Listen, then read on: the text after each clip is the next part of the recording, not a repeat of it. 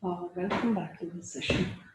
And in the previous session, we have seen few examples using function. And in this session, also, we are going to see few programs using function. So, before that, okay.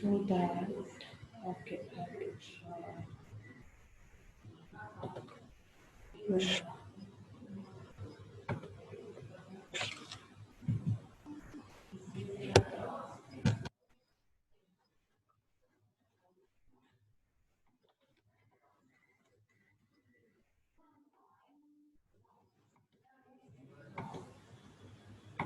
yeah.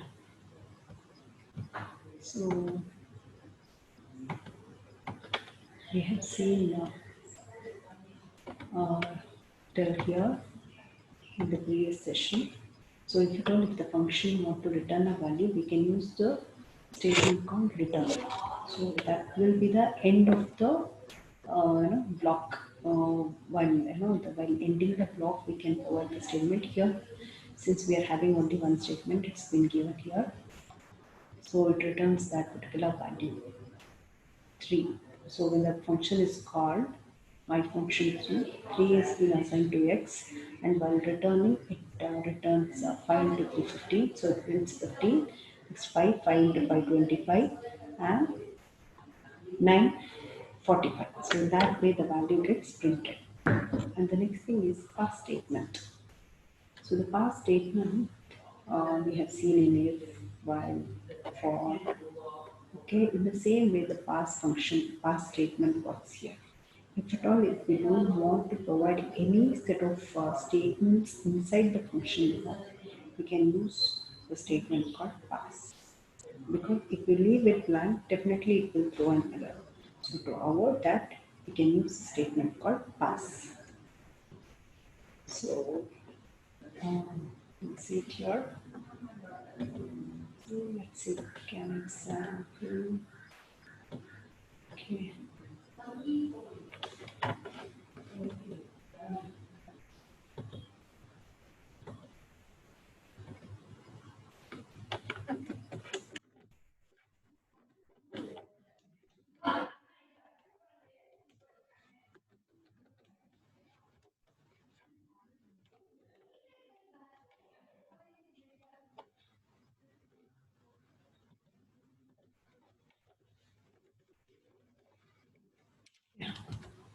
So you can see here nothing has been printed, but if you don't provide pass, what happens is it throws an error. See, to avoid that, it must have a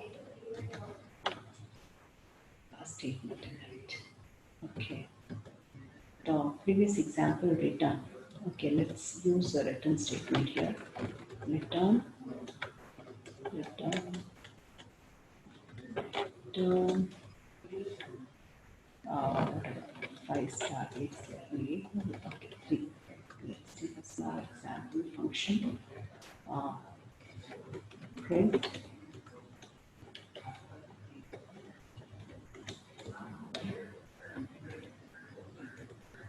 it's called different values.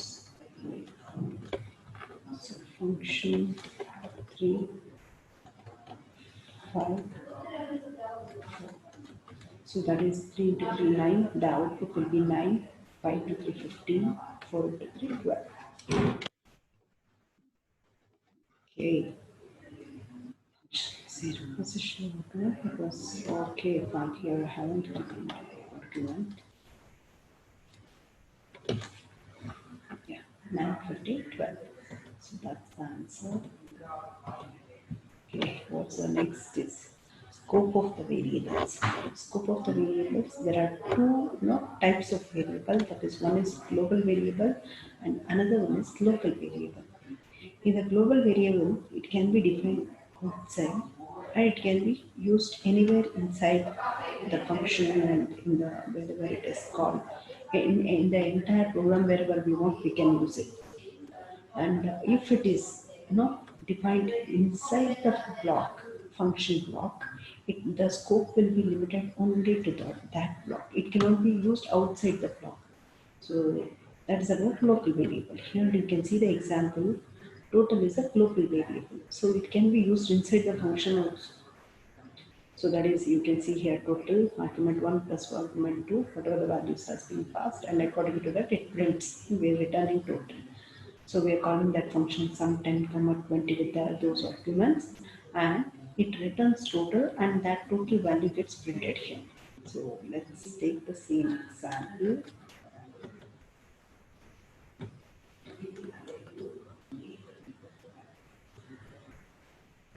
See, okay, return the 11.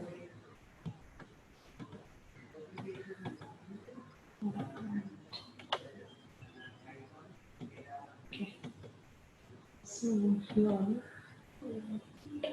this is to do this. Let's follow our intent with a function. Okay, then okay, yeah, see. Outside the function global value is 0 and inside it is 20. So this is how it varies from outside and inside the block. So the next is function with variable length arguments. So the function we can process a function for more arguments than we specified while defining the function. So you can see here as an example, that is argument 1, and another one is a with a star variable name called var tuple. So this can handle either one or many arguments at the same time. So that is called variable length argument, which are not named in the function definition, which is not named, but this, the star var tuple, var tuple is anything can be given instead of var tuple, but along with the star. So that is considered. So an asterisk is placed before the variable name, which holds the value of all non-keyword variable arguments. So here we can see print info where we are passing one as an argument, and in the other statement we are passing more than one. So it has the capability to handle. So let's see this example. Let's see this example.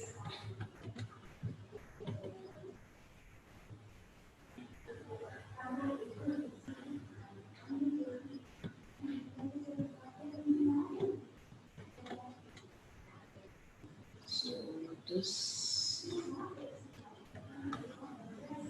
So okay, the output is 10. The output is see, first time when it is called, it is printing the output is 10, and the second time when it is called, it is printing 70, 60, 50, 40, whatever has been passed as an argument. So this is called variable length arguments.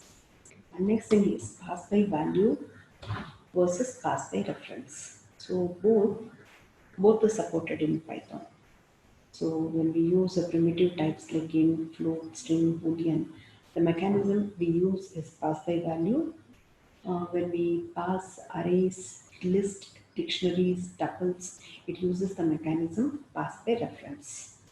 So here you can see, and moreover, we have seen several examples so far. That is when we are passing integer primitive types, any of the primitive types. So that is called pass by value. And when we pass the list or dictionary or the tuple or the set, we call it as a pass by reference. We don't need to, like in other programming languages, we specify with the ampersand. So to mention it as a pass by reference. So here, by default, if you pass primitive types, it takes it as a pass by value, and when we pass the list or dictionary, any of those types, it takes it as pass by reference.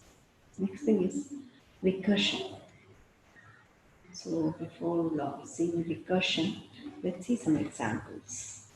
Let's see some examples. some more examples.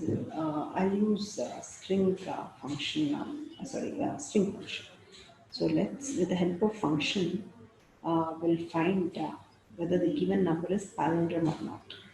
So what we'll do is we'll take a string from the user and we store it in a variable, and we will reverse that string using string slicing and comparing it with the original string. Then we'll print the final result. So how we do that?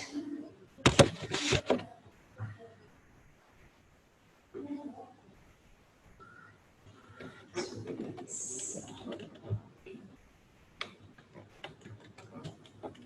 string is equal to, we have to take the input from the user, right? So string, integer string, string. Okay, next,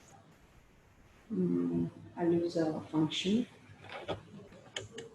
okay, str function, and I'm calling it with this argument string. So always function call. First the definition comes, then the function. So let me define that function. So def is a function name, str function, and we will receive that string.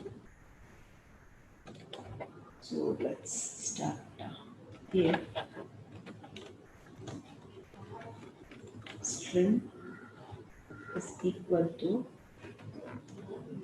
string. As I said, what we are doing is we are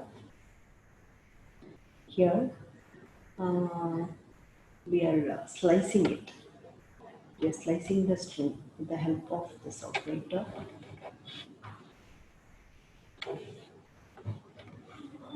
String.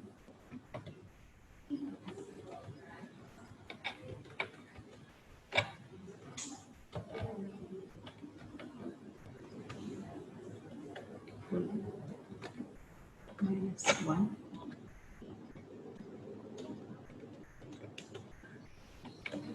Print string is palindrome.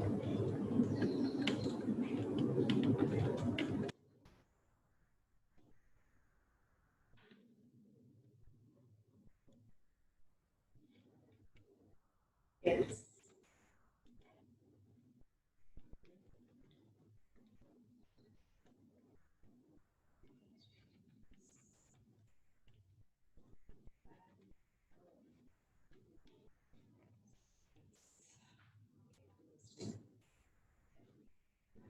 take a palindrome. Yeah, it's palindrome. Now counting that. Now, usual example which we take to check whether it is palindrome or not. So the same example I have taken here. Let me check for the another case. So let me use my data which is not palindrome. Yeah, it is not palindrome. So this is how we can check whether the given string is palindrome or not. So this is one of the example. So now we'll check with program which takes a string and counts the occurrences of each word in a given sentence. So we'll take a sentence, we'll accept a sentence from the user, and we'll provide a one more word as another input, and we'll check the occurrence of that word in a string or given sentence.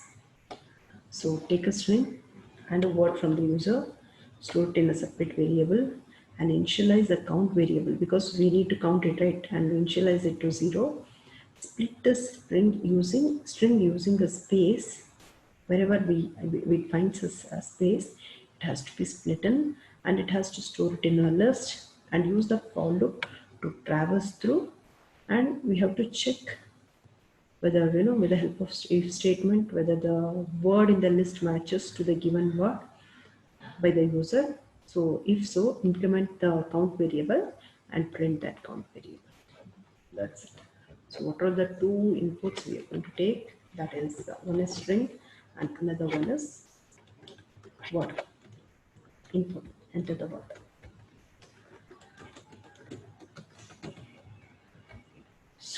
let me pass those two variables here as an argument, and let me receive those two arguments.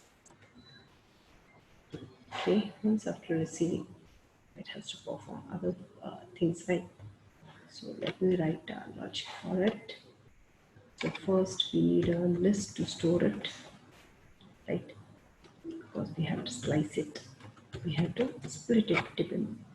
So after that we have to store it, right? For that I need a list. Now I'm storing it. How? I'm separating it. String dot split.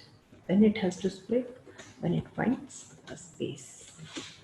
So according to that it splits and it stores in A. Now I have to traverse through each element. I in range 0, length of E. Right, length of E. It has to traverse through each element in A. Then if for is equal to E of I, count plus is equal to 1, then it has to print. What it has to print? Count of a word is. Count of a word is. So let me print it here itself. Count. Yeah. Let's run the program. Okay, invalid syntax. Yeah. There are two comments here. Okay. Enter those string. That is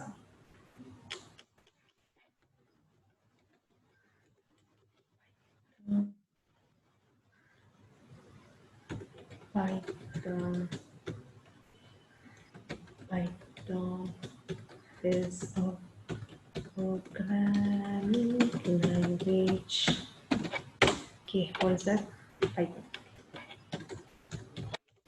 Yeah, word count is 0. Why? Why do you know why it is 0? Because I have given the space. Okay, what I'll do is I'll just copy this. Okay, I don't think it will happen. Yeah, actually, welcome, welcome, welcome. So welcome.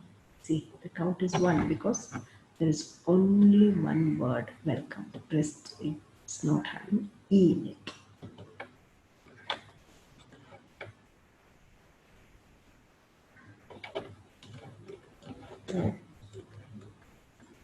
Go back to the salon. Salon. So this is one of the examples. So far we have seen two examples. One is to finding the number of occurrence of a word in a sentence, and another one was to, what was another? Another was one to find what was that program? The previous one. Yeah, right. Okay, let's see some more programs. So what is the next program? Program to check if the substring is present in a given string. We have to check whether the given substring, whether it is present in the main string. So take a string and a substring from the user, store it in separate variable, and check whether it is present with the help of find built-in function. So here we have these things. There is a function. Okay. Now just need to check it. If string dot find, what is that? Let me take this as word. Let's say word. If it is equal to -1, right? Not present, not dot. Else print from that fine. Yeah, okay. Switch. Horizon College of Engineering. Engineering, yeah. Horizon. Yeah, it's found. Let's check for the one more case. There is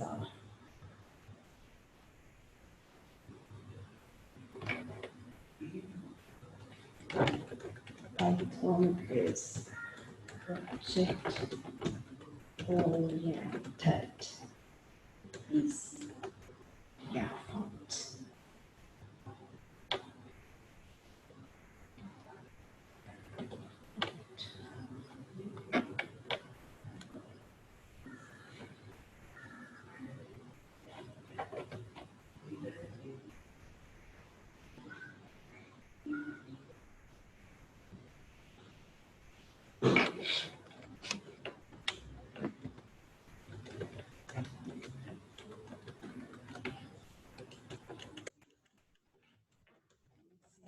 Now,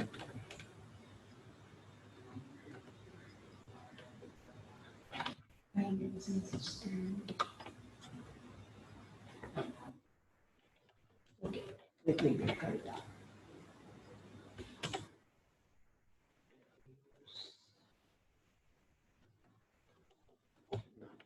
Yeah, this is the another example which we have seen. Let's see the last example for this session. Here, the example is quite interesting. Here we have to remove the characters of odd index values in a string. Example, if you give a Kavita, okay, K 0, A, which is the position is 1. So it has to be, removed. V present, I removed, T present, H removed, A present. So in that way, we are going to do the program. So how we are going to do is take a string and store it in a variable, pass the string as an argument to a function. In the function, initialize the variable to an empty character. Use a for loop to traverse through the string. Use an if statement to check if the index of a string is odd or even. If the index is odd, append with no character to the string, then print a modified string. So let's take input from the user. This is not required. So only the string we are passing. So here also we don't require one more. So I need a variable that is final, which is an empty string. Okay, for I need a for loop for I in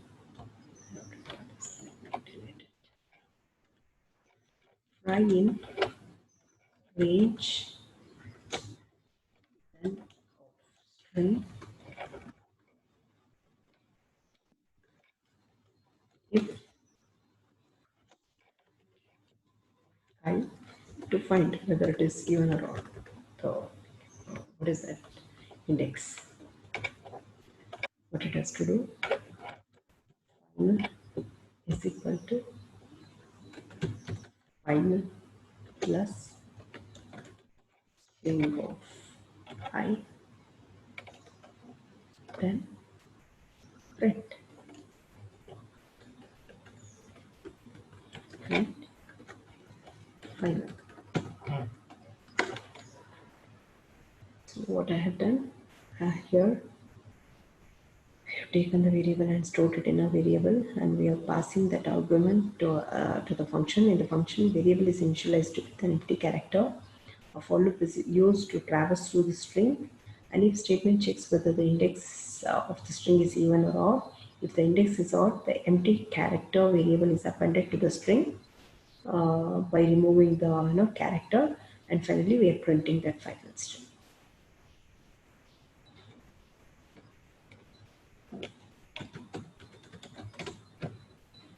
Okay, what happened? Oh, range. Okay, it went wrong. It has become something else.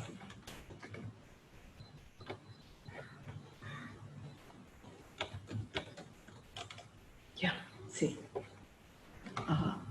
This is an odd, this is odd, this is odd. So these three characters are not there. So finally it is printed QT. Let's print sentence impact.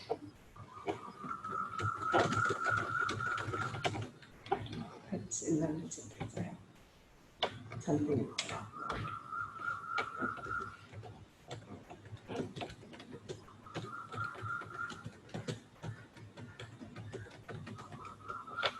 Yeah, you can see all index has been removed. Right. Yeah.